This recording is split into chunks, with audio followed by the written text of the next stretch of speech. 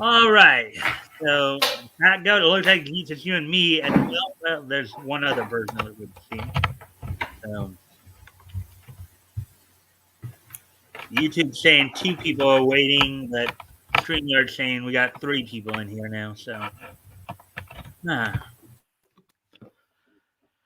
So to the people out there, how's everybody doing tonight? Hopefully, everybody's had a good week and a good day today. Of course, I'm here with Batgoat. We Good will. evening, Mike. Happy Friday. Good to see you all. Mm-hmm. Um, and we will be going through 7 stories tonight. There's Woody. Hey, Woody. Hi, Mike. Hi, Batgoat. Hey, Woody. And then, of course, StreamYard just went back down to saying that we only had one person. Ah, thank you for the like and share, Woody. Um, so let's see now. Let's see. Batgo, did you want to wait until closer to the 5 minute mark, or did you want to do your thing right away? I really don't have anything. Like I was telling you, it's been a busy week for me of just basically being up early and golfing. I was golfing all weekend. So I didn't do any bad coat stuff. I apologize once again. But I have Hangman with. Last week, the word that I played was buffoon. Buffoon. Buffoon. And that kind of goes in the theme that we've been playing along. You know, the previous ones were, let's see, fascist, tyrant, traitor, and impeach. So I've got a new one for tonight that is 8 letters. I have an 8-letter word. And I'll set this up and we'll get it going once Mike, if Mike steps off for a break, we'll go ahead and play this one out. All right. And Woody says loud cheers from the audience. So we'll just. Yeah. So yeah. I'm sorry, Mike. Just real quick too with the lulls. Since Woody is here, Woody, right now we're at Toys has 9, you have 7, and Dave is at 3 wins on the lulls so far. So Woody's trying to catch up on the lulls wins, huh? He is. All right. I'm gonna step away for a quick moment. I'll Okay. be right back. Okay, I'm gonna go ahead and set this up here. Well, let's see. I don't need to put any of the blocks in there, so it's an 8-letter word. It is not meathead, but that is a good guess. Especially we know who we're talking about. You know what's funny? On Wednesday, trivia, one of my friends is I thought his TDS was going to go away after seeing how bad Biden is, but we were talking and we were talking about how Biden has gotten rid of every Trump appointee, just like what do you call it? The drop of the hammer. And he's like, yeah, but what about Trump? And we're like, dude, let it go.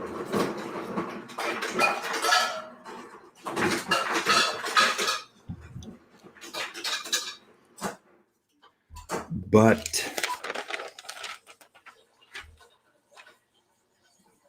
let's see what other notes I have here. That's about it. I don't have anything carried over other than the Hangman game. So you guessed the one word, meathead, which is not it. If you want to guess a letter, you can go for it.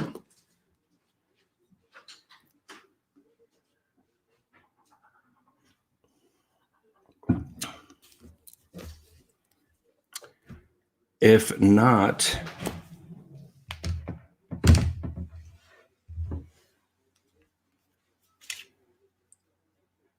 do I have any pictures? Do I have any pictures I need to share?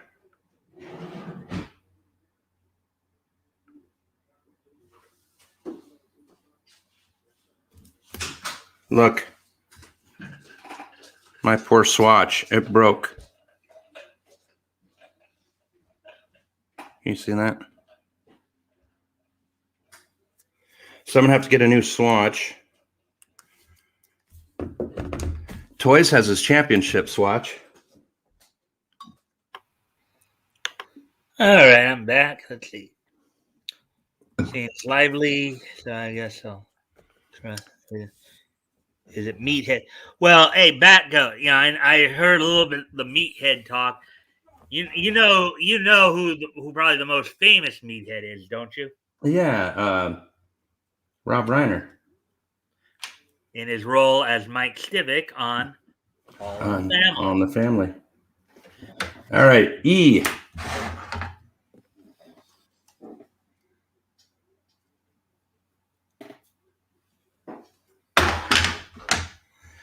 Okay, so let's see. We're at 6 minutes now. I guess there's only like 2 or 3 of us, but I guess we're gonna go ahead and get started anyways. I always hope there'd be more people in here by now, but anyways, as I said, tonight we're going to be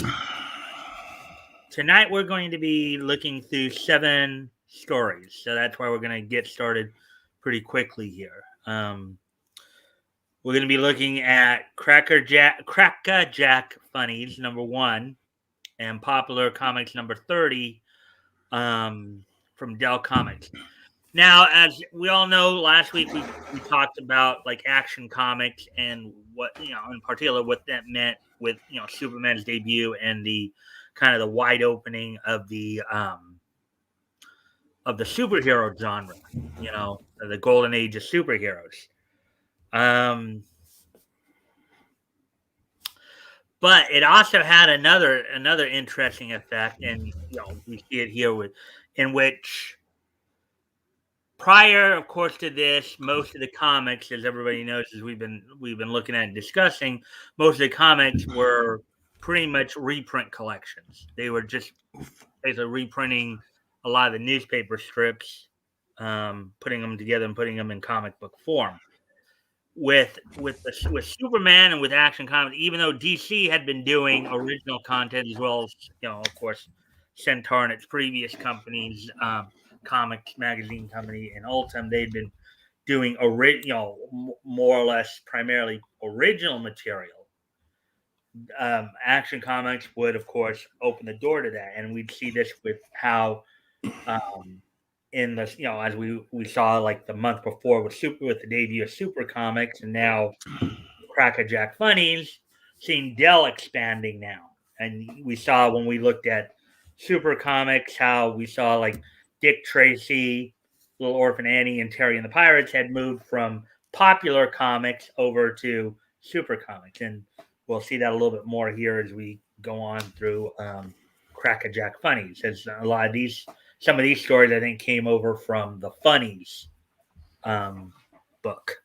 So, anyways, without any further ado, let's actually get into those stories themselves.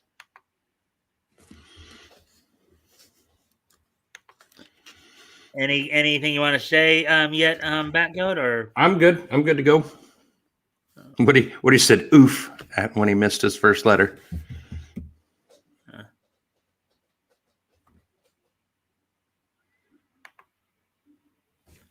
Oh, that Yahoo Mail. Ah, that's why that was there. Oh, no, Mike. Why did I do that? Okay. I'm good to go. All right, so let's see. Woody's good to go. We're ready. Yep. I'm just trying to get myself organized. I had a couple. So that's basically the cover for Crackerjack Funnies #1. Kind of I'll scroll down a bit so you can see more of it. You know what they say down in the hood? Crack don't smoke itself. Now, yes, it says cover date here, June 1938, #1. As I've told you guys before, I usually, when I'm organizing it, I go by the on sale date as opposed to the cover date. just in terms of because that's usually where the chronology tends to line up more. So the little guy up there with the freckles, his name is Freckles. One of the features that we're looking at. Here's Dan Dunn to the left there, kind of your typical detective. And there's Myra North right there, Becca. I know we were discussing her and as compared to Mary Worth there. Mm-hmm. So does that look kind of like an archetype that you remember from Mary Worth? No, Mary Worth was an old lady. So that one looks like she's probably yeah. Myra North is young, good looking, but Mary Worth was an old broad. I'm just an old lady. I'm sorry. I'm just guessing that along the same lines as just a soap opera serial love story comic type of thing. And then you have, of course, Tom Mix right there and Don Winslow. I really don't like this animation. These caricature. They're like the top one. He looks like a really poor man's version of right there of Dick Tracy. Oh, Dan Dunn. Yeah.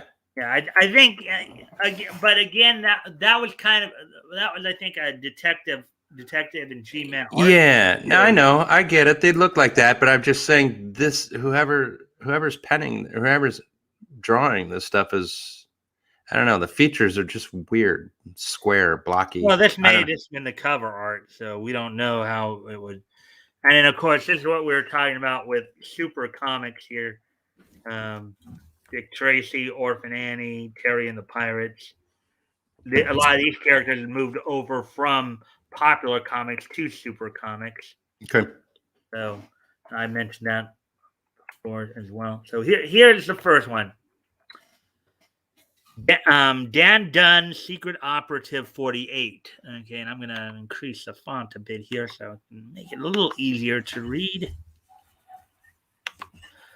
Excuse me a moment. I guess Chloe's acting up. Gotta go take care of her. I'll be right back, guys. All right.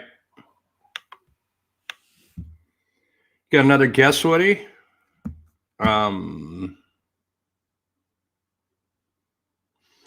If not, I guess I'll just tell you that I didn't do any Batgoat stuff. I was planning on it today, but I didn't get around to it. I have all my stuff down here, my paints and my glue gun. But I golfed a lot this week because I was sleeping at night, which is weird for me. So on Wednesday and Thursday, I went out and golfed at on Wednesday, went out and golfed at 8 in the morning, which was way too early because the dew on the grass, it's like a different way of playing. It was like it just rained. It's kind of good. My short game was good. You throw the disc and it doesn't really skip and fly away or roll. It just lands right where it should. So I did kind of like going out early, and there weren't a lot of people there. That's nice too. So I found out about 10 o'clock. The dew is already gone away, and that's a good time to go golfing. So I don't know. I'm going to try to do that more often. Go out and golf early. You feel too much shame after missing your first guest. You want to wait for someone else. That's understandable. All right. We'll let someone else, as soon as other people get in here, we'll let them know that we're in the middle of a game of Hangman. That's cool. We got the whole show to go, right? So yes, the whole getting up early and what do they say? Get after it, go get it. Yeah, I guess there's something to that. I was in the military. I remember we used to do stuff really, really early. You kind of get a lot of stuff done that way. So maybe I'll try that again. I don't know. It all depends on my sleep pattern, though. I can't help it.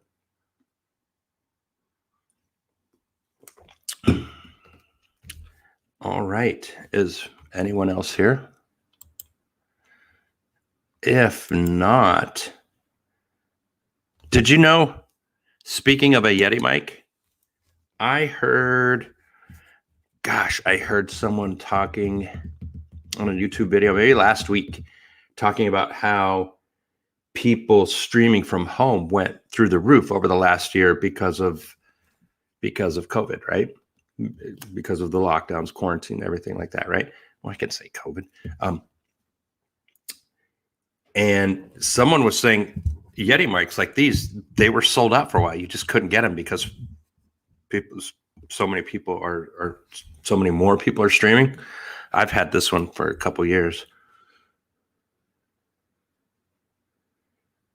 So I thought that was interesting, and it's obviously anecdotal from a YouTube person, but it makes sense. There's some people now streaming that really shouldn't be streaming. If you've seen some of those yahoos or the people on TikTok, they just use their phones, though, I think, right? I don't want to send in the other quarterback down 14 and at halftime, talking about the hangman. Okay.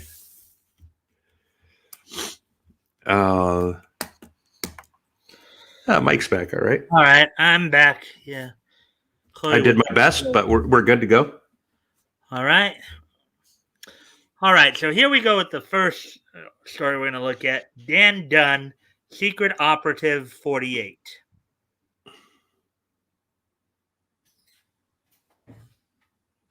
Bill and Ted, Secret Operative 69. And anyways, sorry, Mike. No problem. Certainly, Erwin, taking the camera along with you and try it out. Then let me have a report on it. Okay, Chief.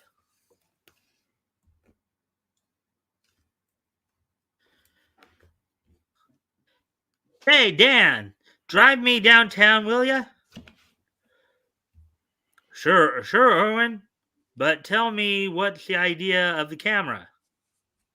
Gee, didn't you hear about it? The chief is gonna equip all the cruisers with swell new cameras.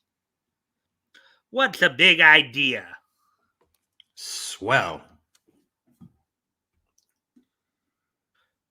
From now on, are we gonna put lawbreakers on the spot with a loaded camera? Sure, that's the idea.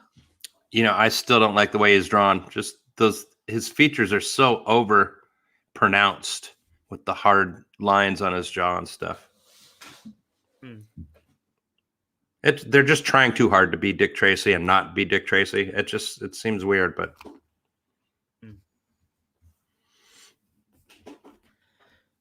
yeah, Erwin, I can see it now in bold-faced type. Candid camera cop shoots dangerous criminal with a time exposure. That's kind of interesting. But we kind of, if you think about it, though, we kind of seem to have that going on nowadays, right? Pretty much, yes. Absolutely. With the body cam footage and all that. Yeah. For all we know, this was kind of ahead of its time, huh? Yeah, exactly. They were onto something. Yeah. Gee, Dan, quit kidding. There's a serious purpose in back of this camera idea. There are too many goofy drivers risking other folks' lives with their carelessness. Okay. So maybe he's a police officer, but Secret Operative 48 for a police officer? Sounds more like a FBI kind of guy.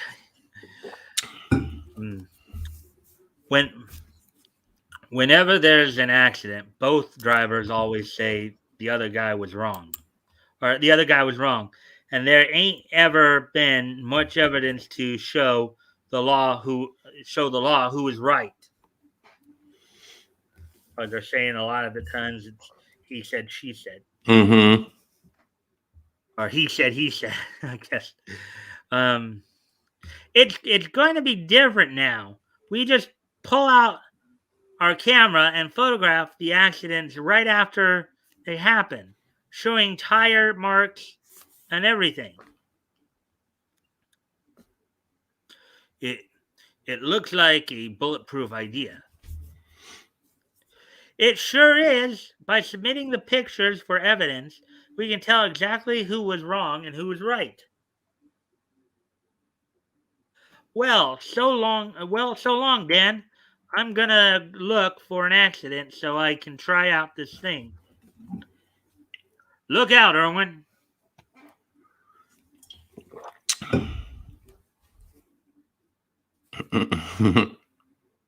Whoa, look at Oh, there was a little kid. Little kid in a soapbox racer. Yeah. Ow, Dan, get the number of that truck. Hold it, Irwin, and watch the birdie while I get the evidence. That's hilarious. I love it. What Dan Dunn could be. That maybe we're looking at it kind of wrong here, because now Dick Tracy, as I understand it, is more of a serious crime strip, right? Very much. Okay. Very much. Very serious. Okay, and you were complaining how on the art they were kind of overdoing it a bit. Yeah. Maybe some exaggerated features. Yeah. What if Dan Dunn? Here's something just to think about a little bit here. What if Dan Dunn was meant to be a parody of Dick Tracy? I think you're right.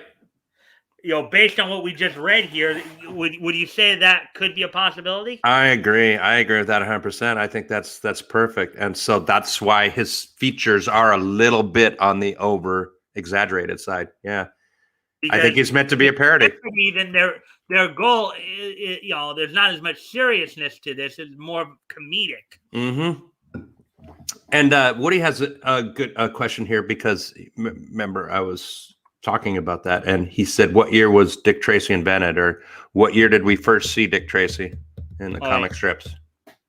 What year? Well, we know he's been in at least as far back as 36. Well, okay, in comic books as far back as 36, but I think in newspaper strips maybe even longer. But I can go look that up real quick. And is this Dan Dunn's first introduction here, or has he been in other comics? Dan Dunn was in the funnies as well. Okay. It's just this is the first time I've actually read his. Okay. Sure. But I've seen his name before. His name's been around a bit here. This is just the first time I've actually read the feature. And to follow up on what we're kind of working on here is that Dick Tracy came out first and Dan Dunn afterwards. Right. That's two-way wrist radio gadget. Yeah. So actually, one of the things I've seen in some of my, when I've been looking up some of the material for This Day in Each History, I know Dick Tracy, the television animated version came out in 1961. Okay. So that was, but let me check something here. The crazy two-way wrist radio gadget, right? Can you imagine that, wearing something on your wrist that would be connected to a phone somehow? Gosh, crazy. I'm being facetious, of course, because everyone has their smartwatches, and well, you might argue that Dick Tracy at that point in his life or his time might have been ahead of his time. Absolutely. And same thing with Dan Dunn here, and putting cameras in all the squad cars, even though they're joking around with it. That's a great idea. All right. So here we go. Dick Tracy is an American comic strip featuring Dick Tracy, originally Plainclothes Tracy, a tough and intelligent police detective created by Chester Gould. It made its debut on Sunday, October 4th, 1931. Wow. 1931, huh? Mm-hmm. That's quite a long time. Yeah. Now it's, of course, about 5 years before they transferred him to the comic books. Now, okay, up to issue 27, his reprints were done in Popular Comics, and then after 27, they switched him over to Super Comics in I think it was April of 38 there. By 38 here, though, 7 years, he already had a lot of traction. I mean, Dick Tracy was huge by this point, correct? Yeah. Well, I would guess so, because I mean, as we know, he's a pretty famous character. But but I mean, he was, in some ways, you would argue that he was kind of an archetype. Yeah, it was kind of an archetype for for what the detectives were at that time. Is he the reason why you say Private Dick? I don't know. Railroad Dick would be the plainclothes guys that used to. Yeah, I mean that's a possibility. I wonder. Yeah. But I'll take another. I'd already closed the wiki. The wiki. I'll look at that, Mike. You go ahead and go on with the next story. All right. If you Well, want. Yeah. Okay. All right. So here's the second story of Dan Dunn. Come along, boys. We have a little job to do over at the 10th National Bank.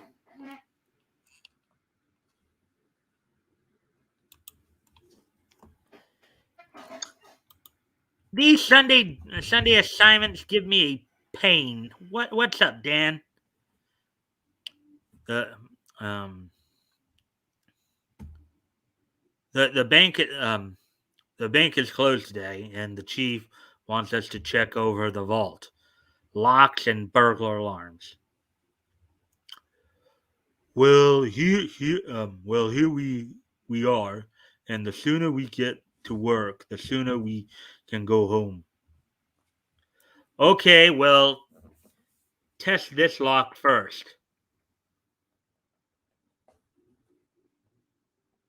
It works perfect, Dan. That lock is connected. That lock is connected with an alarm that automatically closes and seals that grill door, but we'll check that connection later.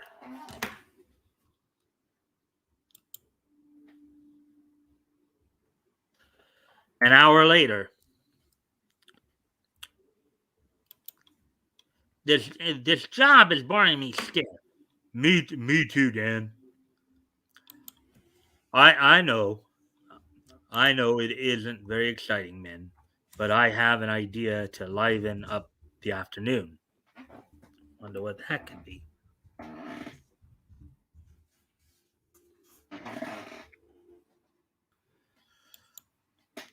Er, excuse me. Felt like I needed a burp there. um, Irwin.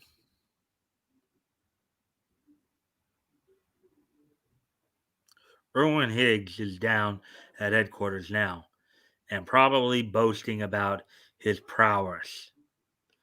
We'll have the chief rush him down here to answer the false burglar alarm, and then give him a big scare. A good joke on Irwin. Yeah, anything for a laugh.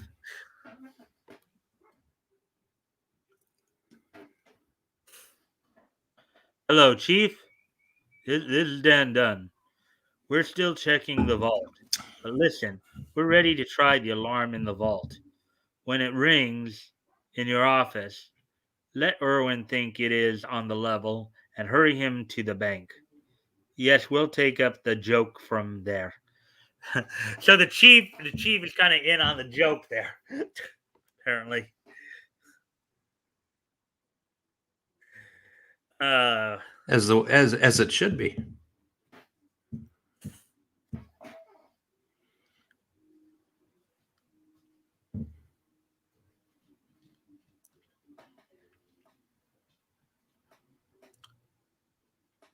Well, everything is all set. We can test the alarm now. Look out, Clancy!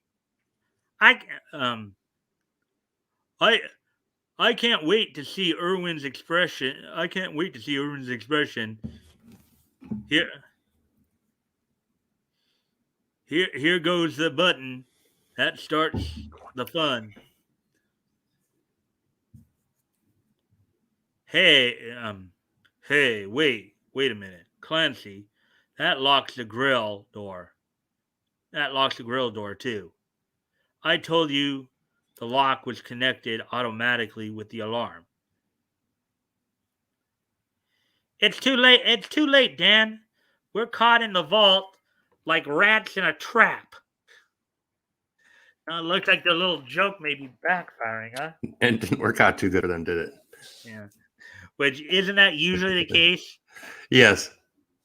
3 hours later, where is that guy Irwin? It looks like my idea backfired. Yeah, ain't it dandy spending Sunday sealed in a vault?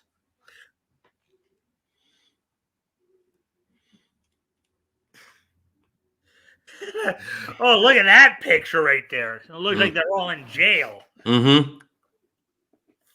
That looks funny. Woo.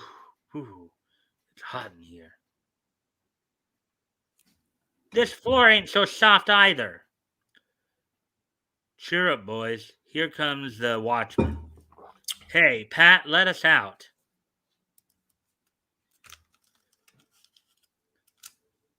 Gee, are we glad to see you, Pat. Say, Pat, have you seen Irwin around here? If it's Detective Higgs you be asking about, take a look at this.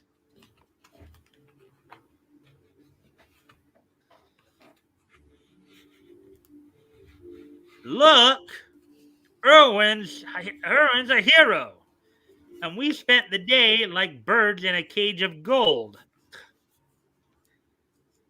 Yeah, Irwin's a hero, and the joke is on us. Mm-hmm. It backfired, all right. Yeah. So to finish up, Woody said, "I'll bet the word Dick as a detective precedes Dick Tracy," and it does. I just looked it up. He said, "But I won't bet much." I found a few different things.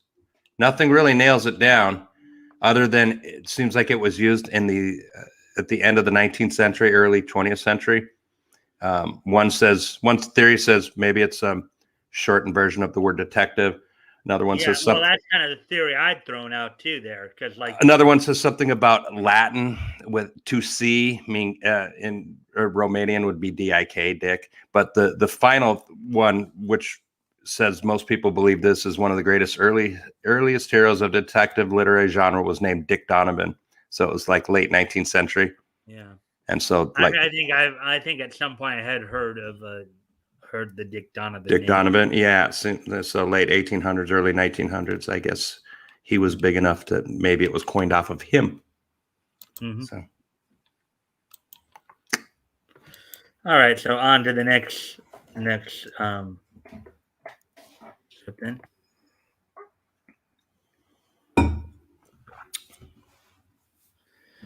Okay, so now at least there is some continuation here. Mm-hmm. So let's look at this. I'm still mad about that day we spent locked up in the vault at the bank. Yeah, and all because Dan Dunn wanted to play a joke on his pal Irwin.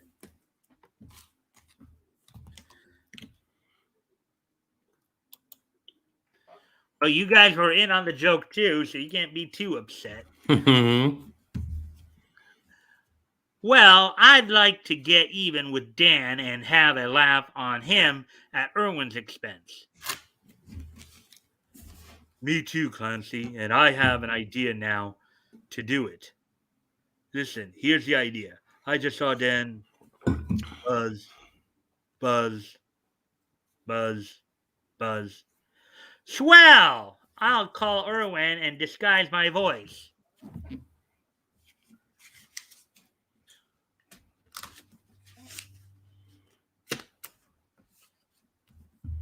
Hello, is this Irwin Higgs? Okay, copper.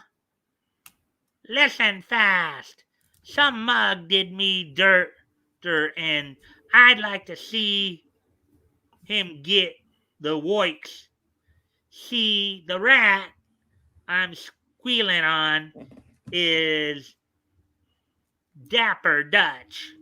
He's in the first chair at Kelly's Barbershop on 10th Street. getting a shave. Get there quick if you want to make a pinch.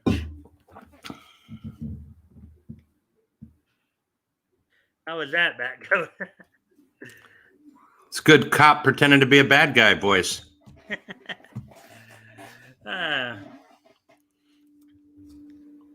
Gee, Dapper Dutch? Why, he's wanted in 7 states, and there's a $10,000 reward for his arrest. Who's this talking? Well, the guy hung up. Golly. Boy, oh boy, I'll handle this all alone and take all the credit and be a hero all over again. Whoa. $10,000 is equivalent to $194,000 in today's money. Whoa, that's good. They weren't playing around. No, they weren't. Especially when you're considering this was a depression, and yeah, granted, we were coming out of it at that point, but still, that's still quite a bit of money there. You know, Dapper Dutch is a very dangerous public enemy. I'll have to watch my step as he runs down the stairs.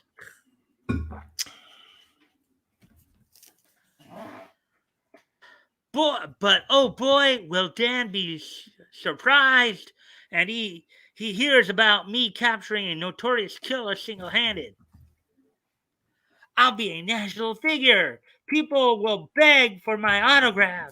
Magazines will print the story of my life, and I'll collect a $10,000 reward. Gee!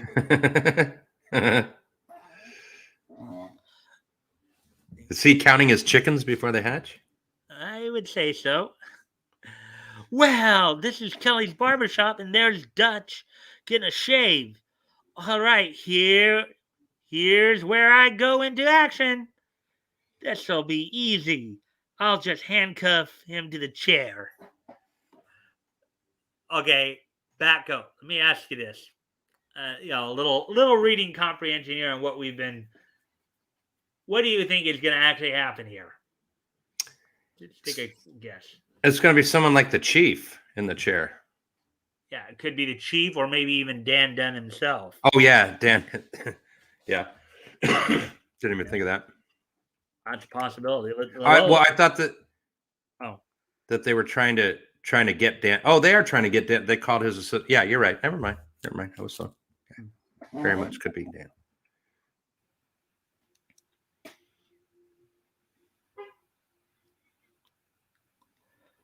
Hi there, Erwin. Hi there, Shh.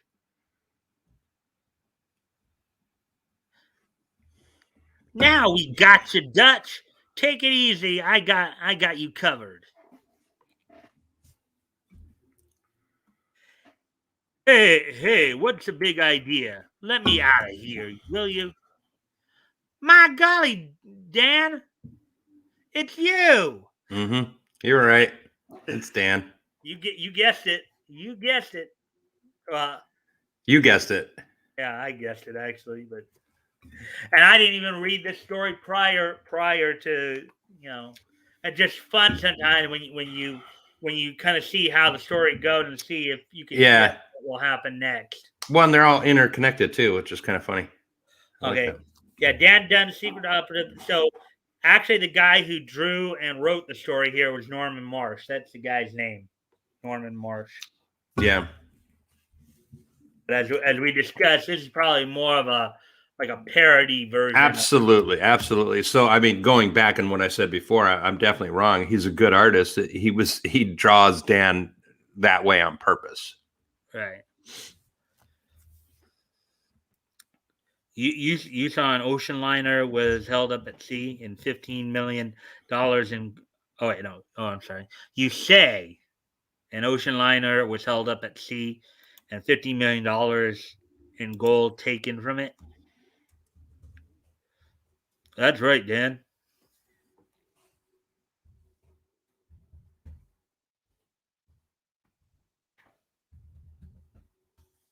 How could anyone hold an ocean liner at sea? Hold up an ocean liner at sea? There's a couple of ways you take that in terms of how that joke is supposed to go. That's equivalent to 291 million today. So that's over a quarter of a bill. Easy enough, Dan. They used a destroyer, a Navy gunboat. Sounds simple. Sure, everyone knows you can go into any Navy yard and just walk off with one of their battleships, but don't try it. Well, Batgoat, you were in the Navy. Is that true? Can anybody just walk right into a Navy shipyard and just take off with one of their destroyers? No. I think he's joking when he says that too. Yeah. Yeah, I'm thinking that too, but I think That was that one of the where I saw the word like the most stringent security I'd ever seen in my life. And I've been on a lot of bases. Was at not Whitby, Bremerton, to get to the shipboard, the ship side where the ships were, and they have nuclear subs. There's so many guns pointed at you, and like the electric fences and.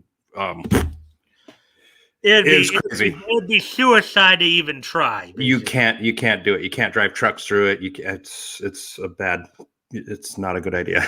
Unless it's like some kind of tank or heavily armored Humvee or something like that. I guess, but they'd probably have time to like actually answer with the stuff that's inside the Navy base. They'd be like, okay, well, we're just going to start shooting at you because the Abraham Lincoln is parked right here. Yeah. We figured they used one of the old destroyers sold after the war and painted it to look like a Navy ship. That sounds all right. Here's headquarters. Come on. Coming.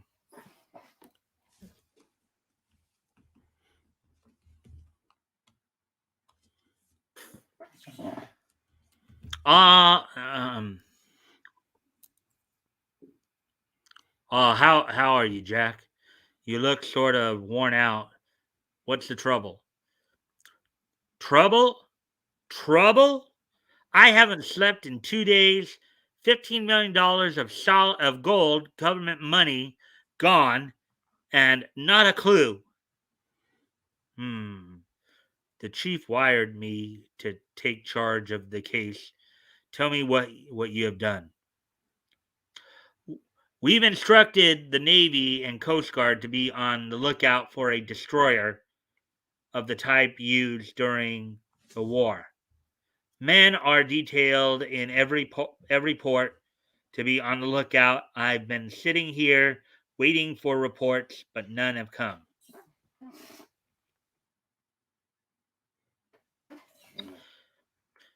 Maybe I can find out something. Hello?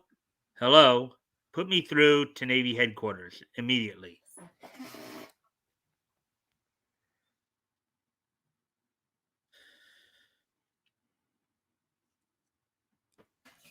Hello, this is Secret Operative Dan Dunn calling. I want you to give me a record of every destroyer sold by the Navy since the war. You have those records, haven't you? All right, call me back.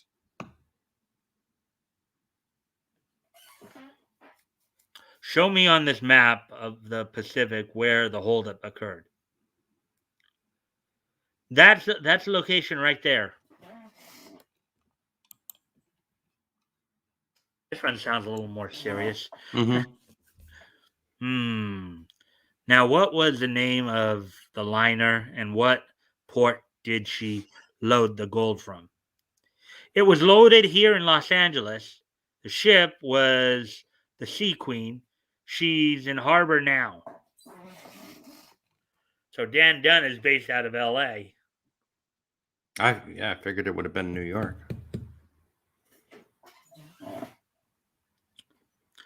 I want every man connected with the bank which shipped the gold questioned, especially the men in charge of the departments. There must have been a leak. Gold shipments are always secret. Did the liner use its radio? No, they thought that it was the Navy boarding them, and the first thing the pirates did was smash the radio apparatus. They sound like experienced men. This was no amateur job.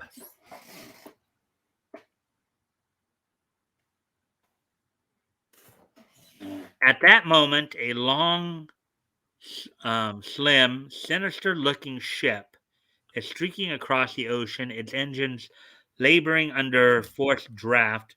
On the bridge, a hard faced group um, narrowly watches the surrounding ocean on a pirate ship on the high seas. Look at that ship right there. Mm-hmm.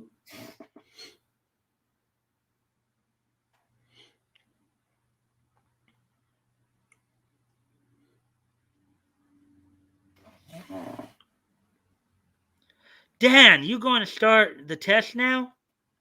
I've got the lie detector set up. Are the men from the bank here for the examinations? I don't even know if if lie detector results even back in this time would have been considered admissible in court. They never have been. Oh, they never have been? Okay. No, it's only something you can use to. Yeah, they're not admissible because they can be fooled. Yeah. Yeah, the first batch of 10 are outside. Fine. Here is a list of the questions I'm going to ask. You act as clerk and put down the names of the suspects and their answers. But these questions, they say nothing about the robbery. For instance, do you like the sea?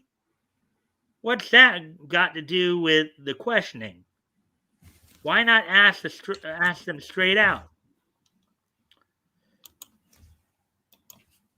You'll notice all the questions are relative to the crime. You like how it's kind of interesting how he said that last part, are relative to the crime. That phrasing right there was more indicative of the times back then. Mm-hmm. If they respond to a question about the sea, it will indicate a guilty conscience. For instance, did you ever see a Navy destroyer? If they have guilty knowledge, they will respond to the question on the lie detector. Yeah, but I still don't know if that would be considered admissible, though. I'm looking it up right now. I mean, he's not necessarily using the lie detector or the answers themselves. He's using it almost to try to show you that they're lying. But Which is fine, but yeah, you can't use that in court. You can only yeah, I'm not sure.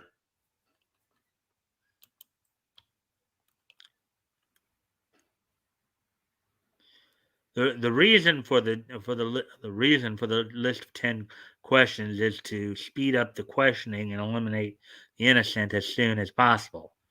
Bring in the first one. Okay, Dan. The questioning goes on officers of the bank are questioned one after the other. Fresh groups of bank employees are brought in 10 at a time. Finally,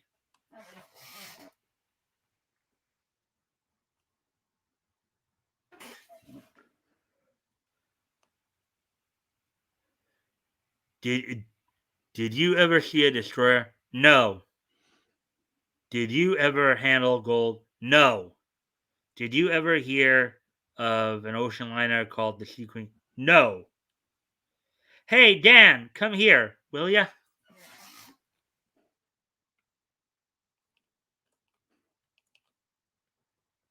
Dan, those questions are not on the list. That's right. But that fellow has responded to every question relative to that $1 million gold robbery. He knows about it. See? Again, though, I don't know if that would be considered admissible, though. That almost sound. I mean, even if you don't take into account the lie detector aspect of it, that almost sounds like entrapment right there. Wouldn't you agree, Backup? Sure. I'm just looking up about polygraphs, and I think they're going off the guy Keeler had made the most progress back then, and they used his in the they used his polygraph for his lie detector in the Bruno Hauptmann case, which is a famous murder case, but it doesn't say. I see recent cases of it being of all these experts saying why it should not be admissible from like 1998, 2001, but. All right. I'm just looking at the time here. We're already at 50 minutes. I think I'm just gonna after I get finished with this, Dan. I think I'm just gonna read one panel each because I thought these were all gonna be like each continuous stories, but they're like kind of separate stories. Yeah. You know? Yeah. So I think I'll just read one panel each the rest of the way here because we're already at 50 minutes there. Okay, and it has been fun. You know what? I like the Dan Dunn guy. It's been cool. But yeah, that's a good idea. Yeah. Okay, so we got to that. To every relative question, his blood pressure has risen, and his breathing is suppressed. I'm going to turn him loose. Have 2 men shadow him. That indicates he knows something? He knows something about it? Yeah, that's a good question. I mean, it does sound like entrapment, doesn't it? He's not using it to try to get a confession or do something that'll be legal in court. He wants to try to make him do. It's like he's trying to make him make a mistake that will get him in trouble. And he's giving himself the confirmation bias, if you will, to say, "Yep, he's a bad guy." I mean, it's how a polygraph works: blood pressure and breathing. Yeah. Yes, you've run a clear record. Sorry to have troubled you. You can return to the bank now. Thanks. I knew I'd be proven innocent of this crime.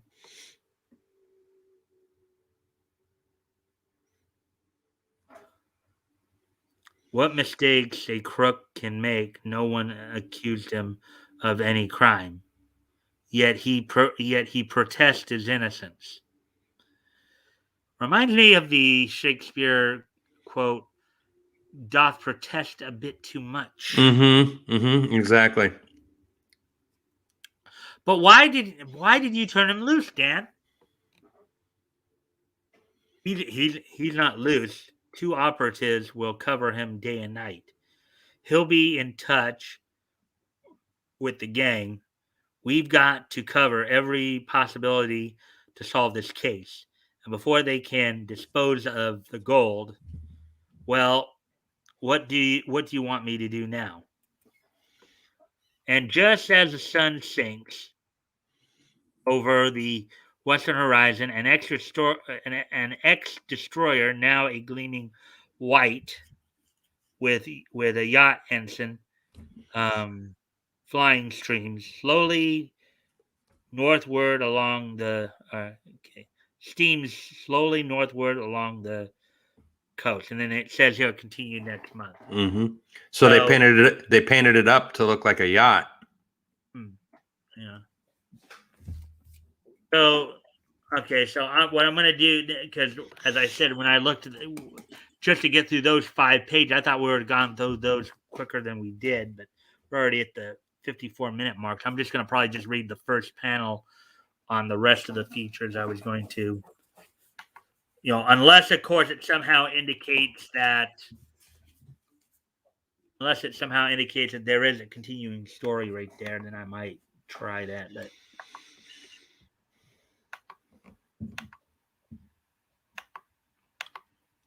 okay, so here's Freckles and his friends. Here's the next feature I was going to look at here. I'll be right back, Mike. All right.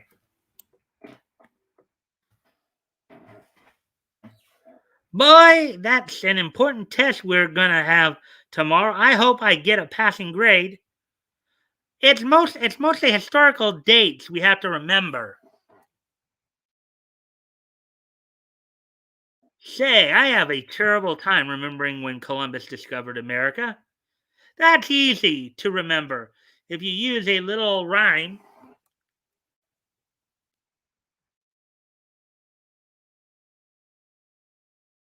All you gotta remember is the rhyme. In 1492, Columbus sailed the ocean blue. Gee, that's a cinch. In 1492, Columbus sailed the ocean blue. Time to get up. Time to get up for school, Oscar.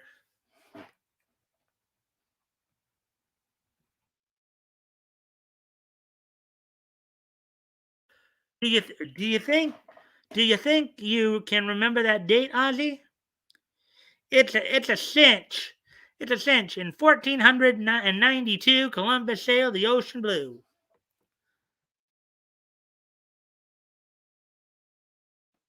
Buzz, buzz, mumble, mumble, buzz, buzz. Oscar, this is an examination. You'll have to be more quiet.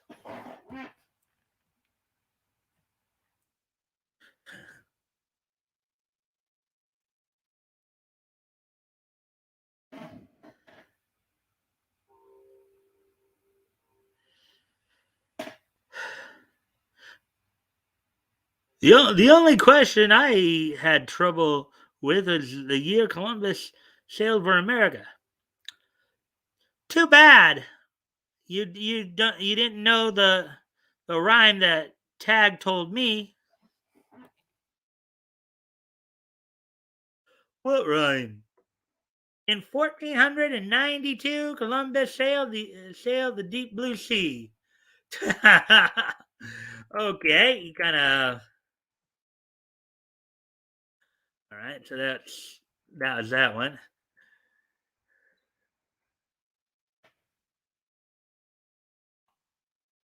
And as I said, we're going to just go through the. Okay, here's Myra North. All right.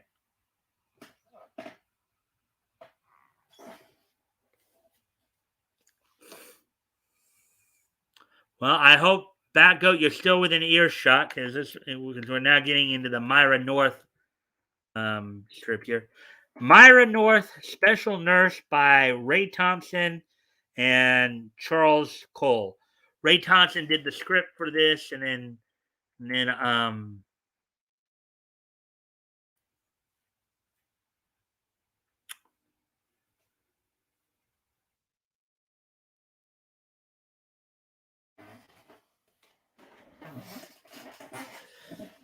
panic grips the audience in the darkened theater as Myra attempts to raise um, Darl from where she was collapsed on the stage.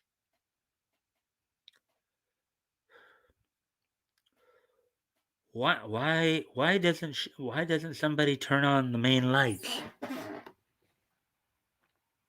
Why doesn't somebody turn on the main lights?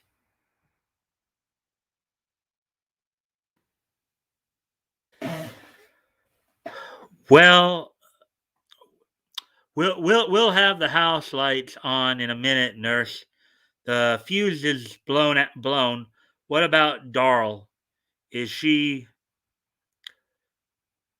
Uh, I don't know. This is more than a fainting spell. There's um scarcely any pulse. There's scarcely any pulse. That's Hans, the electrician, Arturo. Arturo was speaking to before the show. I wonder how he got down here from that spotlight booth so quickly. Batgoat, you back? I am back. Okay, so we're now doing the Myra North All right, here's my girl Myra. All right. All right. Heavens, I've never seen a more ghastly face. Call an ambulance quickly. Right. Right.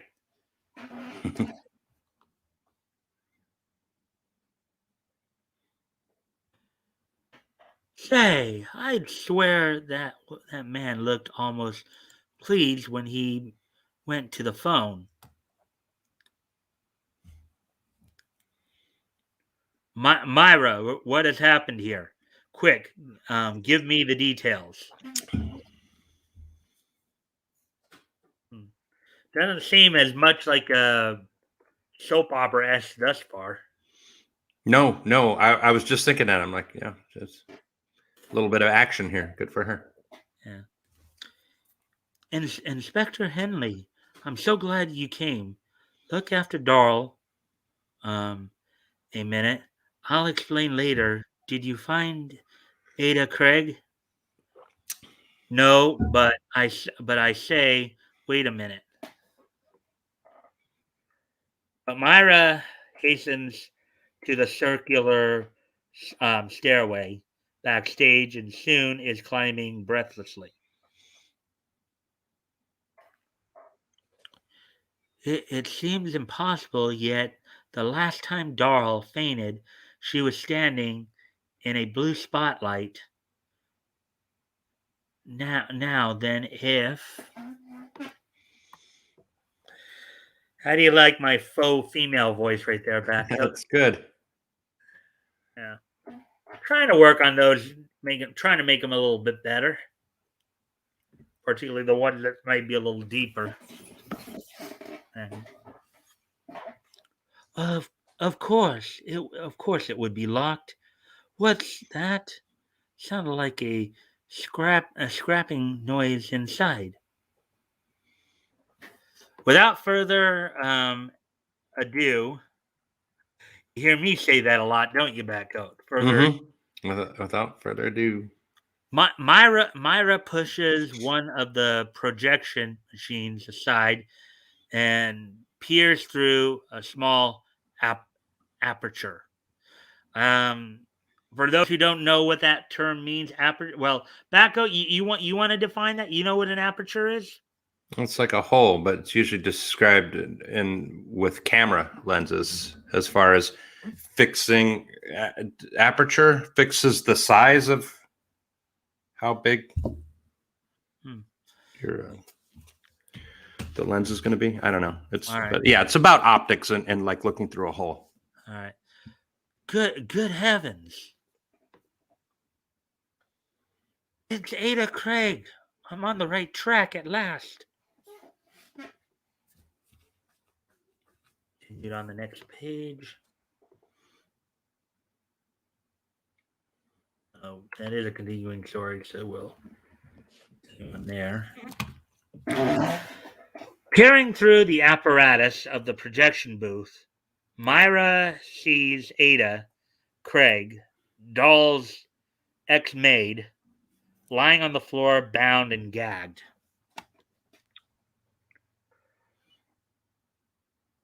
I, I must break down that door. This fire axe will do it. Now I've seen those. I've seen those in a lot of older cartoons and stuff. Fire axes. Those are axes that they would use to break down doors. You know, if there was a fire, right? Mm-hmm. Mm-hmm. Help, Inspector Henley! Oh. All fire trucks still have axes all over fire trucks. They always have an axe on a fire truck. But as Myra raises the axe, help, Inspector Henley! The next instant, Myra screams are stifled. The axe is twisted from her hand, from her grasp, and she confronts the angry electrician, Hans Roussel. Like he's got his hand over her mouth there. Curse the luck. Then them cops heard you. They're headed for the stairs. Come with me, Blondie. What are you going to do? You'll see. They'll need an army to capture me.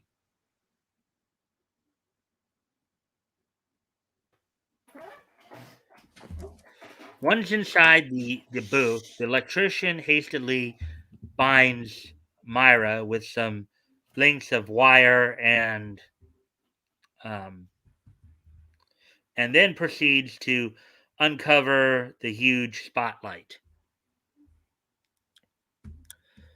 Since you suspected my spotlight had something to do with Mademoiselle Darl's fainting spells, I'm going to show you how ray the ray of blue death really works when given its full intensity. Watch. What? Ooh, ray of blue death. That's an interesting way of putting it. Ray of blue death. It's like the red ring of death on Xbox 360. Yeah. The first of Inspector Henley's men are responding to Myra's cry for help. Careful, he may have a gun.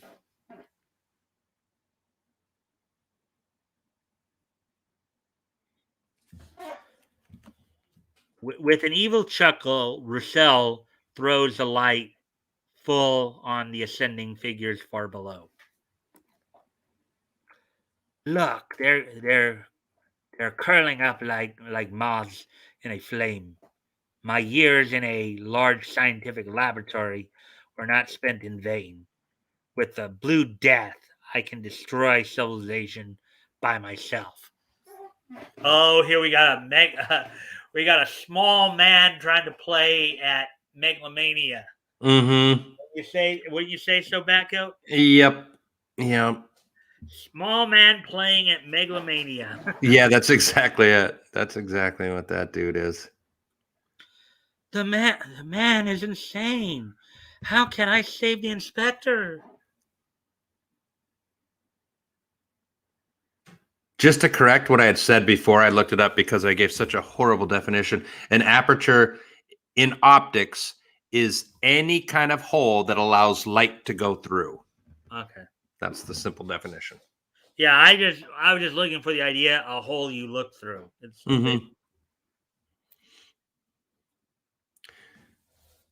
Yeah, and you were saying this. You were thinking this was going to be just some kind of soap opera thing. I was, and it's action packed. Myra North is all right in my book. I actually had even as I said, this is the first time I've aside from maybe Tailspin Tommy and the G-Man story. Mm-hmm. This is the first the five and Tom. Well, I did read Tom Mix before, but aside from those, I had not read any of these features before. So, but I had a feeling Myra North was going to be something more than just a soap opera kind of thing. Good call. Yeah. Great excitement prevails as the bewildered police and detectives gather around Inspector Henley for orders. What can we do? What can we do, Inspector? The fiend has some kind of light that bowls our men over like flies. We can't shoot because he has Miss North in the booth with him.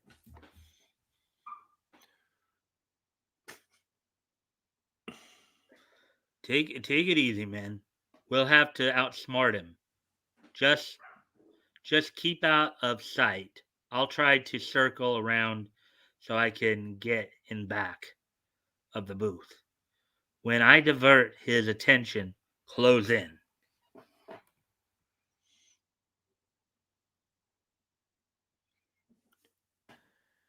Of course, the damsel in distress motif is another classic one. It's popular. Hey, Leto's here.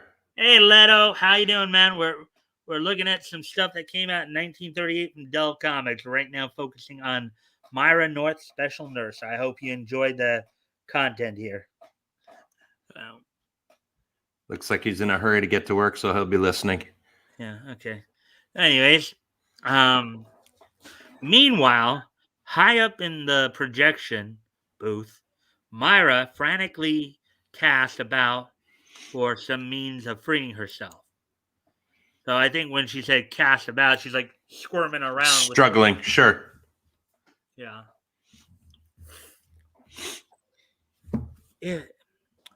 If only there were some way to cause a short circuit.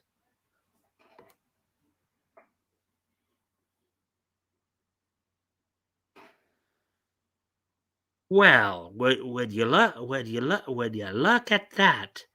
One of those smart detectives is trying to sneak up the side aisle, hiding behind the seats. I say it looks like the inspector. The inspector? Oh no, he's dreamy.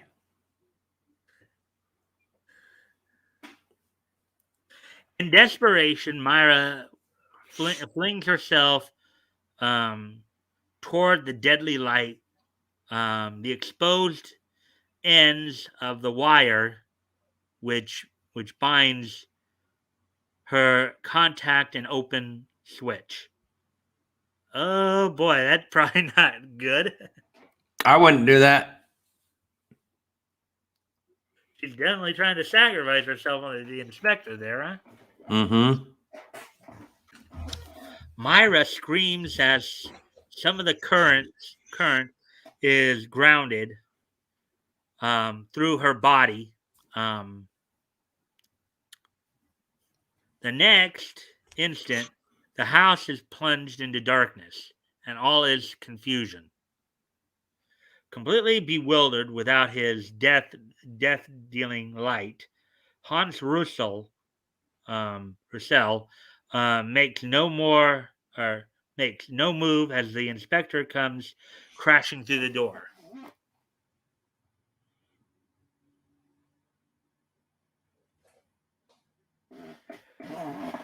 Well, we'll have no more foolishness from this gadget, my friend, nor from you either.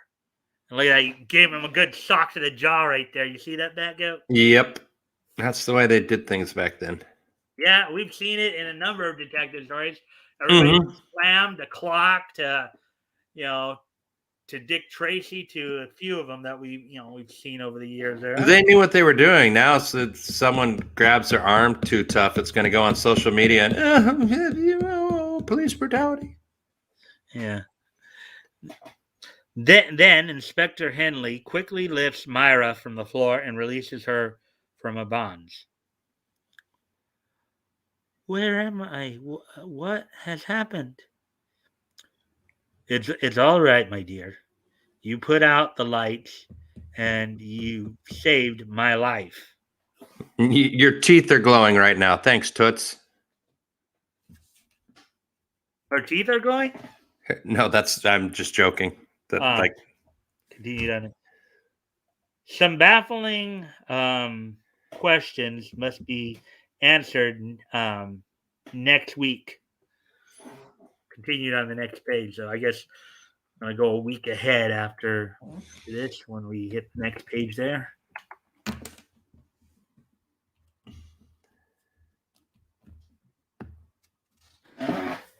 Today, our scene is laid in a quiet London hotel where Myra.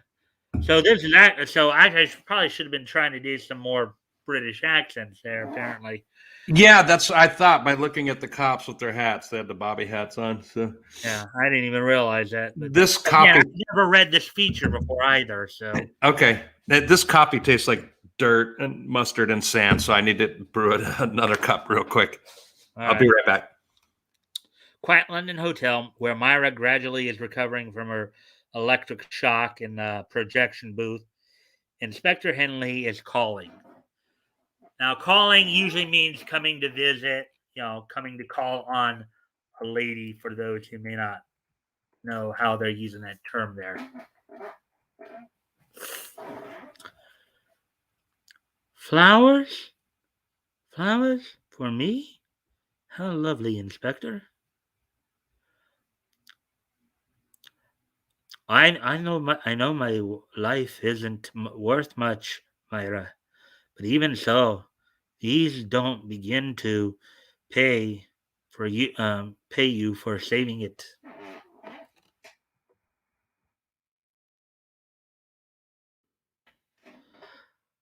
I won't argue that point now, Mr. Henley, for I'm dying to ask you some questions about the Hans Russell case. There's plenty left to be asked, I'm afraid.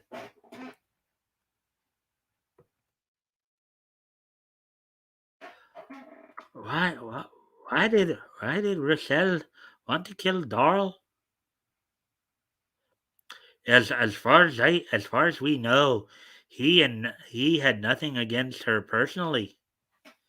But among his effects, we found a list of many prominent people, mostly public show offs, whom he had destined for oblivion via his blue death ray.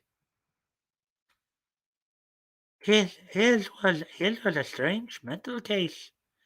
We sure were lucky to trap him when we did. Quite. But there's one angle that still bothers me.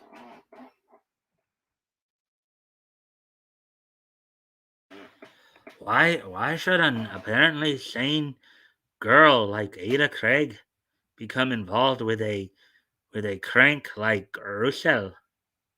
Had that occurred to you? But Inspector, I'm sure she's innocent. Remember her telling about the man who broke into her apartment, who stole a case of soap, a cake of soap.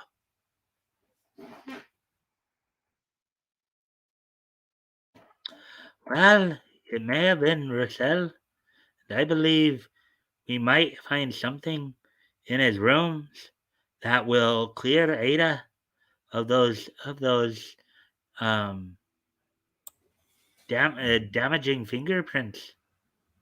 Come on, let's go. You bat goat. Yep. That is not dirt. That is better coffee.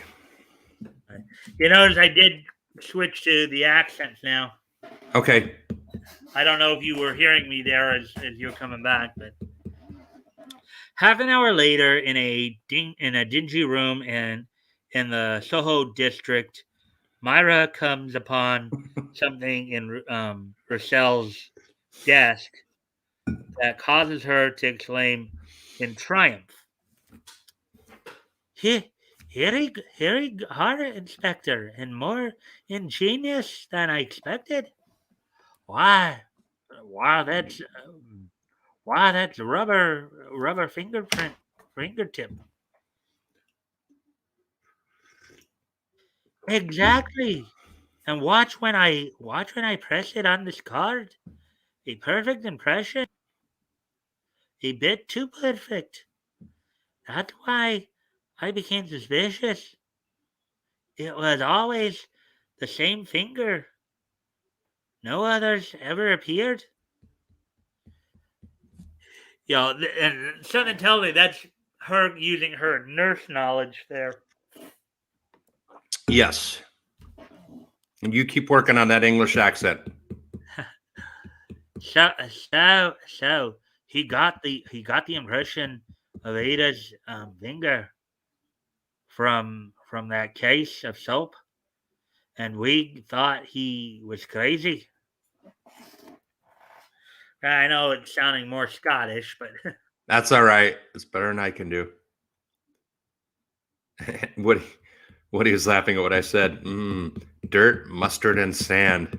I got that from a cartoon one time. I saw this kid saying that they were like licking the floor and licking all kinds of things as a contest. And he goes, ew, what that tastes like? Dirt and mustard and sand. And I just thought that was so hilarious. So I've always said that to describe how something tastes. Today we find Myra at the Croydon airport, bags packed, ready to depart by the noon plane. Inspector Henley has come along to say goodbye. Certain we can't persuade you to stay on, Myra. The yard could make further use of your talents, I'm sure. Okay, I'm thinking now she might be American, not British. Yep. That's cool, though. Yeah. He's British. Yeah, so he's with the yard. Yeah, Scotland Yard, that is. Mm-hmm. Take it. Don't look so whoa. Don't look so whoa. Begone, Inspector. I may return later, but right now I'm a bit fed up on crime and violence. Well, she is a nurse. It's a good thing she was wearing her nursing uniform in a foreign country where she wasn't in the service of any real hospital or anything like that. But surely you'll tell me where you're going. I may want to send you flowers or something. I'm sorry. This is to be a vacation. This is to be a vacation. I thought a little hop across the ocean would be good for my nerves. Cheerio. Wait, maybe she is English. Well, or she could just be saying that because she's talking to a Brit. Because basically, what she just said right there, she came over to England as a vacation. I thought she was saying that she's going over to America for a vacation, so I misunderstood. Well, I guess we'll find out in the next set of dialogue here. Ruefully, the detective chief watches the plane soar gracefully away. Across the ocean, that girl has nerve. I'd give a dozen men for one like her in my department. That's kind of a cool thing to say. Early woman power. I love it. Yeah, and this is true woman power. This isn't the woman power you're hearing about today. No, just because you're a girl, you're automatically better than a guy because the lefties are in charge. Yeah. Settled comfortably in the large plane, Myra withdraws a radiogram from her handbag and carefully rereads an urgent message. Need assistance and advice on important case on concerning old friend of yours. Beg you leave at once for Pine Glade. Signed, Dr. Duval.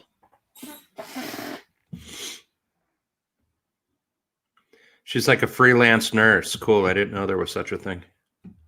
Oh, what? Did you look it up or No, I'm just guessing. She's just tooling around being a nurse everywhere she goes. Yeah. Good for her. Mm-hmm. No such thing in real life, but yeah.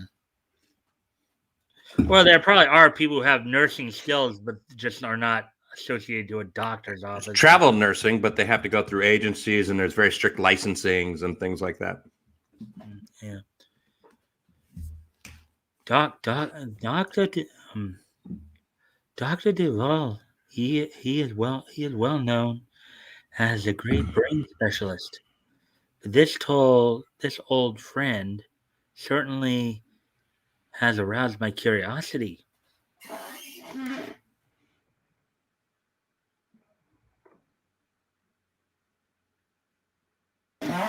Meanwhile, let's focus our attention on Pine Glades, a summer estate of the famous Dr. Duval on the southern Jersey coast. Jersey Shore, yo.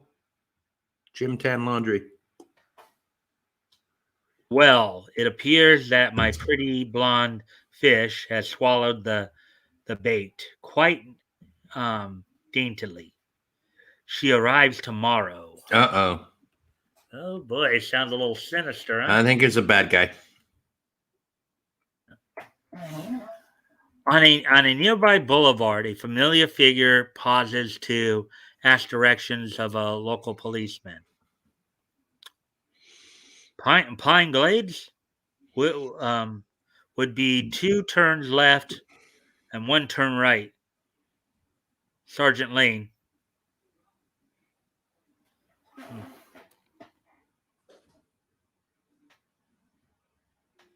Is that what it said? Sergeant Lane? Okay, yeah. Mm-hmm.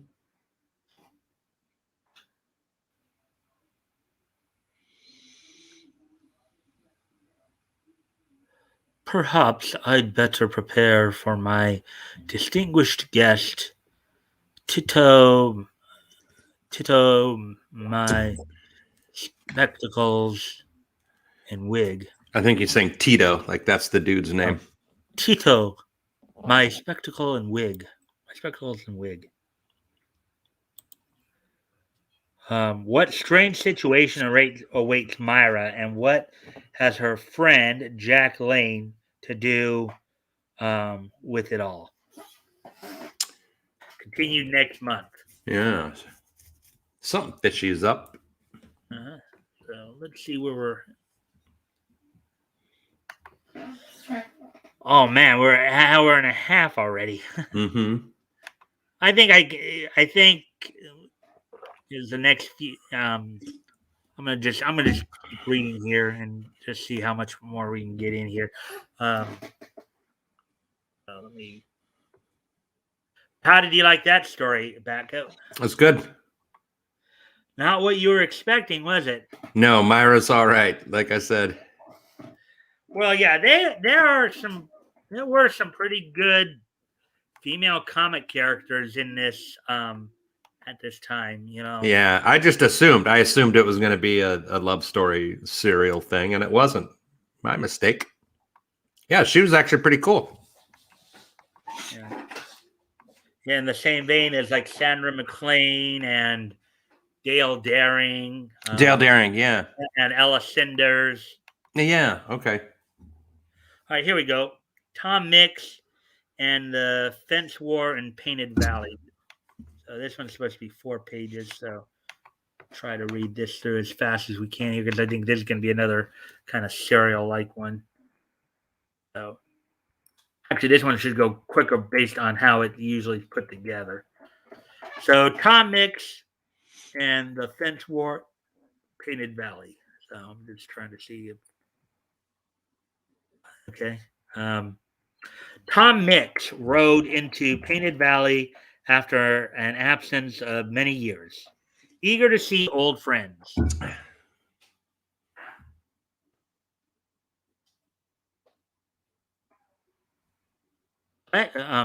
Place sort of looks familiar, don't it? Don't it, Tony? Don't it, Tony? There's your man. That's Tom Mix. Climb down, Mix. I've been a hunting you.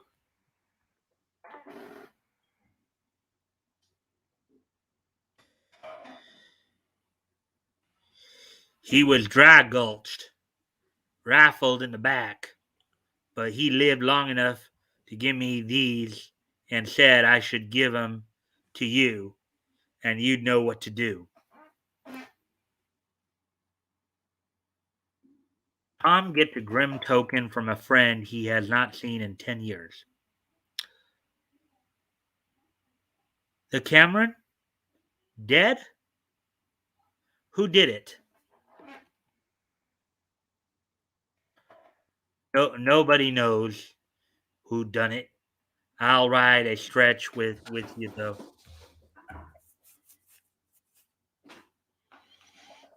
Drawing by Arlavello there. Painted Valley don't look much changed, but Cameron gone. You'll find plenty other changes, Tom. but this is as far as I dare ride with you. So long. Turn around, stranger, and head the other way. What's the matter? Can't you read? Sure, I can, but I don't take stock in all of it. Tell your boss I got some business with him that won't keep.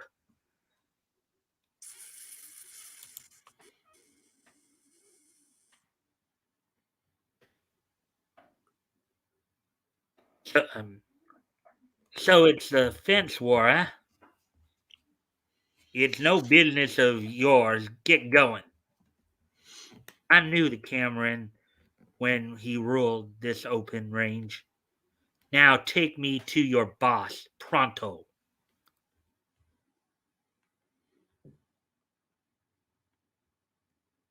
If you're lying, stranger, you'll meet yourself gone. There's there's Carter, and he don't take to no tramp cowhands. Carter, the new owner? Nah, the foreman. He'll be owner soon as he marries Nan Cameron.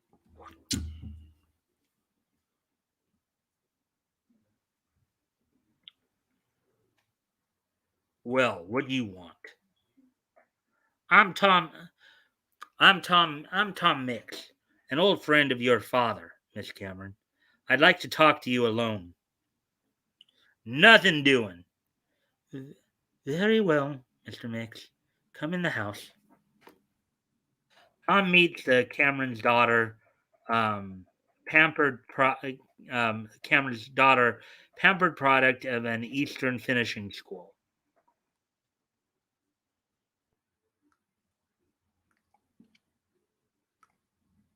How did you get my father's guns, Miss Cameron? I came back to Painted Valley because I heard something happened to the Cameron. These guns prove it. Why is he the Cameron?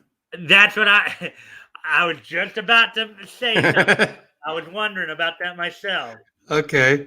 Interesting how he keeps referring to maybe what it could be too. It could be like an honorific or a term of respect. Yeah. Because Sure. Tom Young, if he's kind of a younger guy here, Tom here's a younger guy.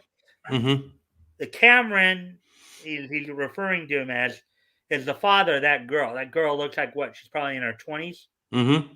So if he's an old friend of her father's, her father would have to had to have been what? At least maybe in his 40s. 40s or 50s, you'd think. Yeah, especially if he's a ranch owner, probably was a successful dude. Yeah, sure. So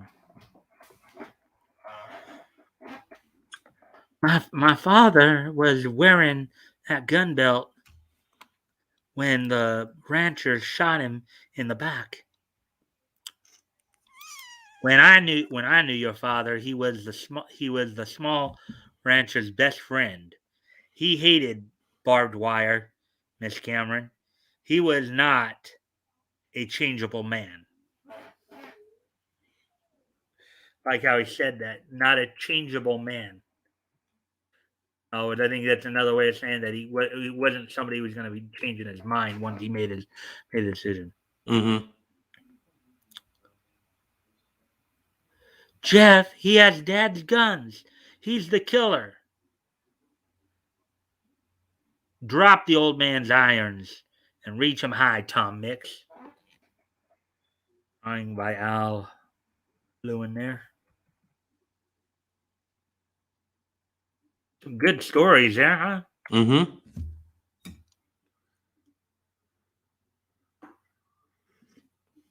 Take this man to town, Jeff, and turn him over to the sheriff. Leave him to me, Nan. I'll see that he don't give us any more trouble. If I was you, Miss Cameron, I'd think twice about all this.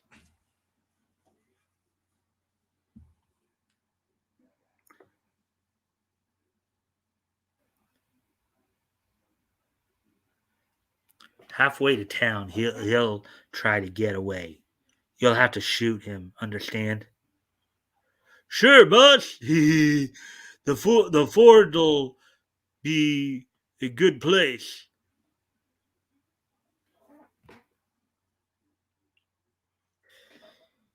If you're a praying man, stranger, you'd better do your praying now. So this is what happened to the Cameron.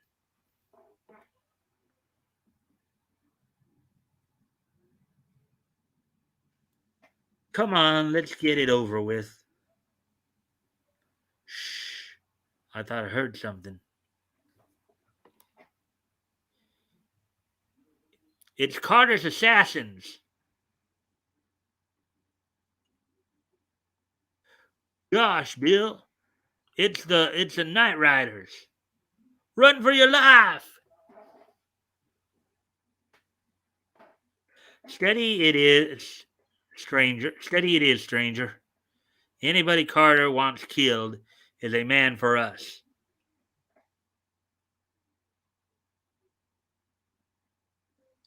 Hank Adams. I'd know that voice anywhere. Tom Mix. I knew you'd turn up, and man, do we need you. Now, how I originally heard about Tom Mix, by the way, Mm-hmm. was actually through former Arizona Congressman J.D. Hayworth when he had his own show on Newsmax a few years ago. He'd often talk at the end of his show about, as a kid, I guess, reading Tom Mix stories. Okay. How he I think through one of the through what we've seen at times, the ads in the book in the comics here, how they give stuff away and how there was like a Tom Mix pocket knife. Okay, cool. So that's Oh, how gosh, he doesn't seem like a real tough guy at this point. He got extremely lucky, like hitting the Powerball as far as those men seeing him and he crossed the creek. He was about to get shot in the back. I know it's all part of the story and the drama and everything. I'm just saying. Yeah. We're sure Carter killed the Cameron, but he's made Nan Cameron think we small ranchers did it. What madam tried to blaze you out, Tom? Oh, what made him try to blaze you out, Tom?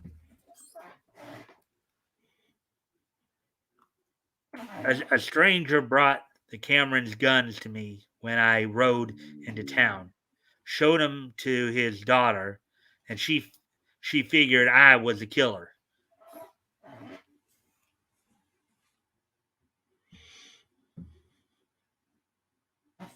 This here's a new section of Wire, Hank. Okay, boys, get at it. So Carter aims to marry Nan Cameron, huh? Yeah, and being brought up in the East, she's leaving the running of the ranch up to him.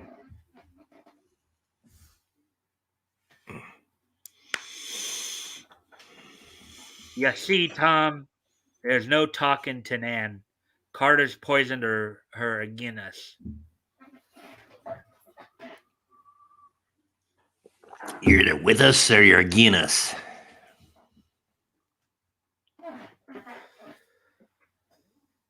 We need you, Tom. Stay and help us fight Carter.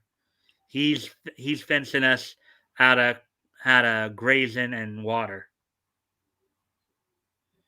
You know I'll stay, Hank. But night raids won't help us. We gotta bring the Cameron kid to her senses. Even they're calling him the Cameron. So you remember what I said earlier about maybe they calling him the Cameron, like kind of out of respect. Mm-hmm. It seems to be even more so here. Like El Guapo. Yeah. Yeah, but that gal's as stubborn as her old man was. Next morning, Nan Cameron comes to the ranch of Hank Adams. Looks like a showdown, Tom. Let me talk to her, Hank.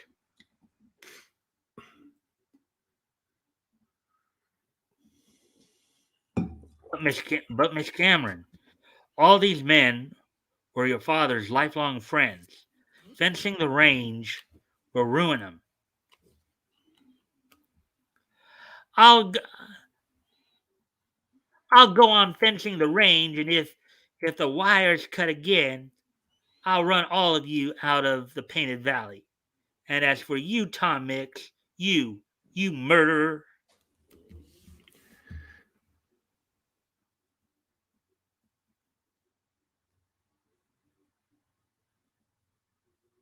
if you ranchers want to fight, I'll give it to you.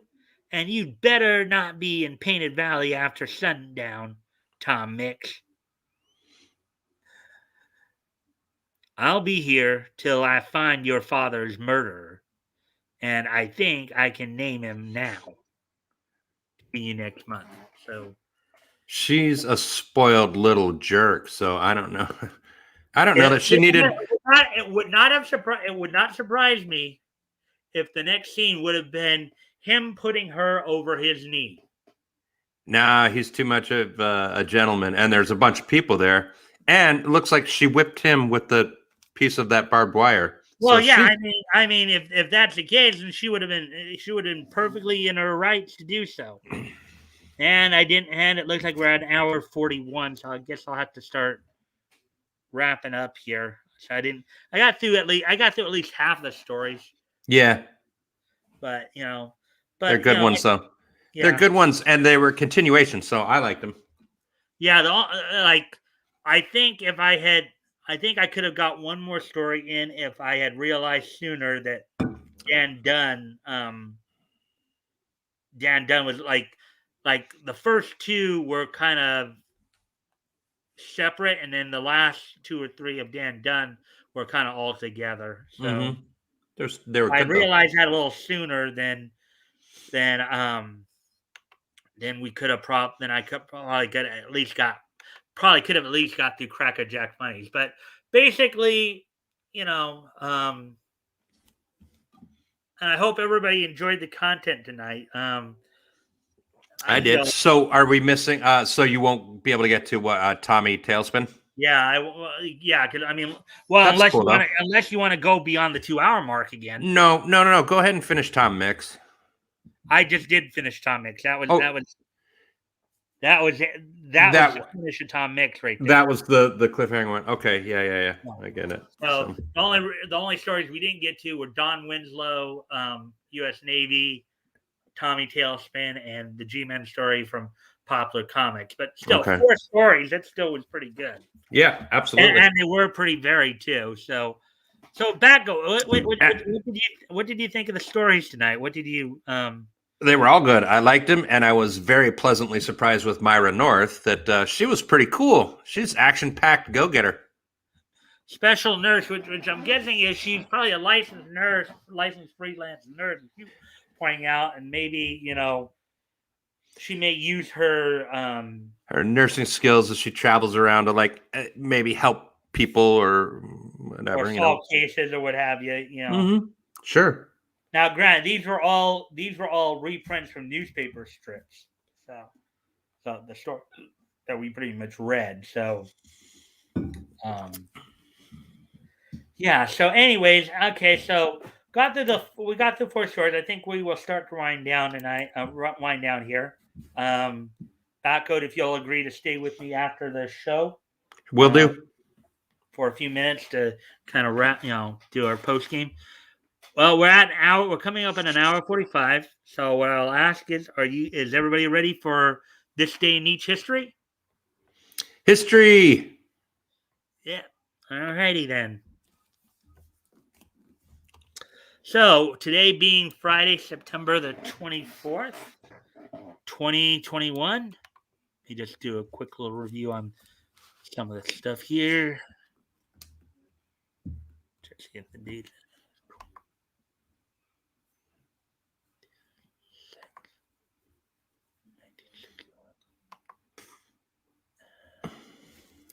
All right. So without any further ado, let's go ahead and take a look back at this day in Nietzsche history. Um, Today being Friday, Nietzsche, Leto just said Nietzsche.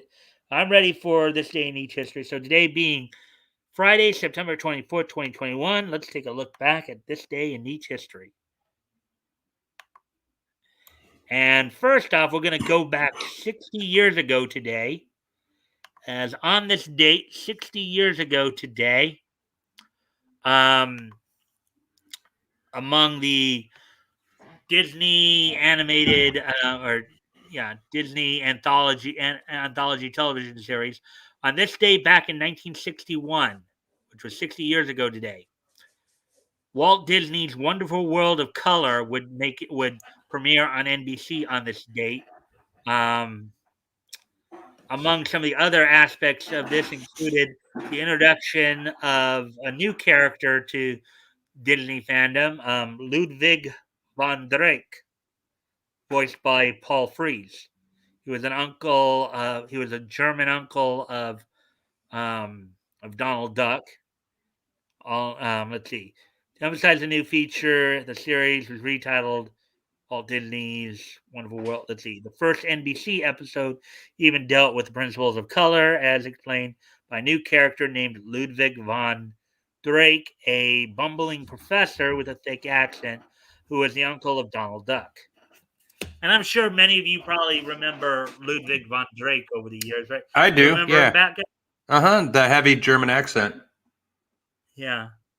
So, and Paul Frees has been, he was a pretty well known voice actor throughout the 60s and 70s. I know did a number of the Rankin Bass, Christmas specials. So, Okay. So on this date back in 1961, the premiere of Walt Disney's Wonderful World of Color premiered on this date back in 1961.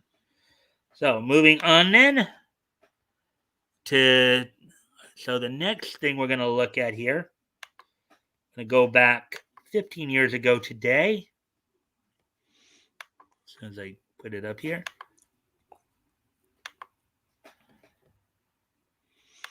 So on this date, 15 years ago today, from the Universal Resort in Orlando, Florida, TNA, also known as Total Nonstop Action, and this was at the time when they still had their working agreement with the NWA at the time. They held their second annual No Surrender pay-per-view on this date back in 2006. The main event of the night saw Samoa Joe defeat Jeff Jarrett in a fans revenge lumberjack match. Now, as I remember it, the fans revenge lumberjack match was okay. So a lumberjack match in professional wrestling is when you have a bunch of guys surrounding the ring to where nobody can escape. If somebody runs out to the ring, then the lumberjacks throw them back into the ring. Basically. Okay. So that's what a traditional lumberjack match is in professional wrestling.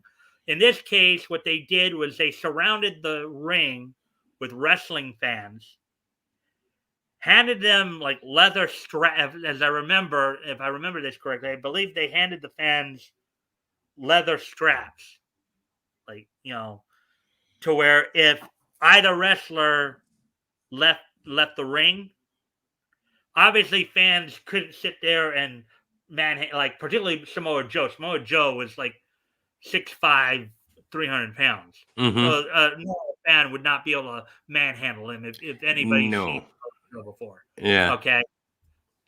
Now, Jarrett's not a small man in his own right. He's like, I think, 5'9", 234, but or maybe 6 foot 234. But basically, so what they did, they had fans surrounding the ring, handed them leather straps, and if the wrestlers left the ring, whip. That's crazy. Whip them back to the ring. They couldn't manhandle them, so they just start whipping on them. That's crazy. So that was the gimmick of that particular match. Also, the match saw AJ Styles and Christopher Daniels capture the NWA World Tag Team Championship. As I mentioned earlier, of course, the NWA was in a working agreement with TNA at this time.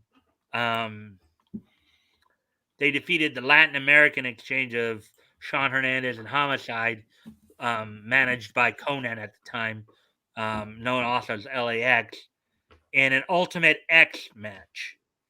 Now, again, another thing to explain here, an Ultimate X match in TNA. So they had what they called an X division, which for a while there basically meant no limits. You know, it was kind of a hyper style cruiserweight division or light heavyweight division. Okay. Only you know only bigger guys who are also heavyweights could compete. If you were basically like a high flyer type, even if minimally, you were considered part of the X division. If you had like Samoa Joe was considered part of the X division for a while there, and he wasn't like, it's about no limits basically. But guys who are generally more athletic. Well, an Ultimate X match, what you would do in an Ultimate X match is you'd have like above the ring, you'd have wires that would crisscross each other, right? Across, above the ring, you'd have these huge wires above the ring. You could climb the turnbuckle and get to the wire to where you. And what you'd have to do, you'd have to navigate those wires at the center of those wires, where the wires would come together at the center point. They'd have an X there, and the object of the match, much similar to a ladder match, is you'd have to like kind of navigate those wires, grab that X, and whoever grabbed the X won the match. Okay. So that's what the Ultimate X match was. Now in this case, it might not have been an X. It might have what they like with ladder matches and those type of matches, those type of suspension type matches. Instead of putting the X up there, they put the title belts, and they had to go up but instead of climbing a ladder to get them, you had to navigate the X. So as those guys would be climbing up, would the other wrestlers like try to jump on their legs and pull them down? That'd be one way of putting it. Yeah. Okay. I mean, I don't know if you kind of remember some cases of like you're hanging up there, right? And like you're going from one end, and another guy might be coming from the other. And let's say you're both there, and then you might start seeing them like fling their legs at each other, either trying to kick them off or body scissors them to put pressure on them to get them to loosen their grip. It'd be stuff like that as well being involved. So it was the X division in of itself was pretty unique for its time. Sounds cool. Senshi, also known, his real name Brandon Silvestri. He would defeat Chris Sabin for the TNA X Division Championship. Senshi would also wrestle at times under the name of Low Key. But I know none of these names probably mean much to you guys. Well, Woody's here. I know he's enjoying this. That's right. Yeah. In a match for the number one contendership, so in an NWA World Tag Team Title number one contendership triple chance battle royal, the Naturals of Andy Douglas and Chase Stevens defeated America's Most Wanted, Diamonds in the Rough, Kazarian and Matt Bentley, Lance Hoyt and Ron Killings, Norman Smiley and Shark Boy and the James Gang, and Paparazzi Productions. Now, for some of these, I know a lot of these names. Chris Harris and James Storm were America's Most Wanted. Were probably considered one of the top teams of the early days of TNA. They were like multiple-time NWA Tag Team Champions. I think they both did eventually wrestle for the WWE in more recent years. Gail Kim, you probably heard of before. Diamonds in the Rough, that's Elix Skipper and Simon Diamond. Elix Skipper, you probably would remember him from his time in WCW, towards its end in particular. Simon Diamond was in ECW earlier in his career, and before that was well known on the East Coast independents. Kazarian and Matt Bentley. Kazarian started out here on the West Coast, worked his way up. Lance Hoyt and Ron Killing. Ron Killing, some of you may remember as The Truth or K Quick. Norman Smiley and Sharkboy. Norman Smiley, you guys might remember from his time in WCW and the Wiggle. The Wiggle, where he'd like get behind an opponent, act like he was riding him or something like that. He had that. Okay. You remember that? And all I remember is Guy Smiley from the Muppet Show or from Sesame Street. And then BG James and Kip James. So the James gang is basically the New Age Outlaws. Road Dogg Jesse James, and Kip James is, most people would remember him as Billy Gunn. So his real Billy Gunn's real name, of course, is Kip Sop. So that's how they got the Kip. And Paparazzi. A lot of these guys were more well known on the independent scene. That's why I knew I had to. Abyss would defeat Brother Runt and Raven in a no disqualification 3-way dance, and that's basically a lot of the bigger, more feature matchups there. But that took a little longer to explain because I know a lot of those names you guys might not have heard of before because they were bigger names more on the independent scene, and for many of them, TNA was their national exposure. Okay. They hadn't, some of these guys had never been in WCW or had even been to the WWE at that point yet. Some of them would go on to those in later times, but I think Matt Bentley. Well, I'm not. Well, no, okay, never mind. I'm not gonna because I can't be too sure if that would be the case. But anyway, so with that, and now 2006 is just so nice that we're gonna hit it twice, as we do Twice. we have one other piece of niche history from 2006. I know we're coming up on 2 hours, so we might actually run a little over, anyways. Also on this date in 2006 in Japan, the second season of School Rumble would finish its run on TV Tokyo. So on this date in 2006, 15 years ago today, the second season of School Rumble, produced by Studio Comment, would complete its run on TV Tokyo. I'm sorry, I didn't even put the thing up. I'll share that screen real quick. I saw that. I didn't say anything. I should have. No, I realized it a little late, but so there you go. So on this date, 15 years ago, as I was saying, the second season of School Rumble completed its run on TV Tokyo. That was 15 years ago today. And finally, the last piece of niche history, 2014, which was 6 years ago.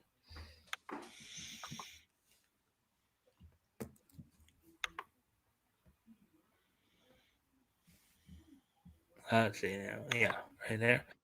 On this date in 2014, which was actually, I'm sorry, not 6 years, but 7 years ago. This date 7 years ago. The 35th issue of Deadpool from Marvel Comics went on sale on this date in 2014.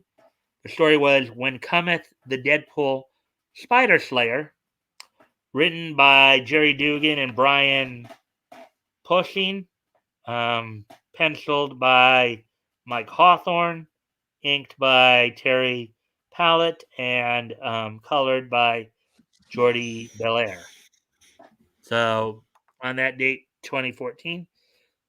All right. So, anyways, guys, I hope everybody enjoyed the content tonight. I didn't get through as much as I'd hoped, but I hope everybody still enjoyed what I did get through. Yeah, it was good.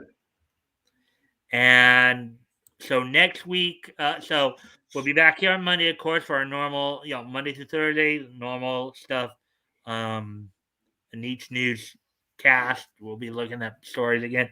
Next Friday, we'll probably be looking at Ace Comics number 15 from David McKay Publications, do a little summary work, and then be looking at some stuff from Centaur Publications with Keen Detective Funnies. And I'll explain more of this next week. Keen Detective Funnies. Even though this was technically the first issue of the book, according to the index, it's volume 1, number 8. So we'll probably get that a little bit more next week. So next Friday we'll be looking at Centaur and David McKay. So until Monday, guys. Bye. Oh, wait. Well, Batgoat. We didn't really do a lulls tonight, so Okay. and I just remembered that last second. that's okay. There wasn't really a lulls other than Woody was just being funny. So I'll give you a kind of an honorary lulls. And the hangman word was criminal. We'll play again next week.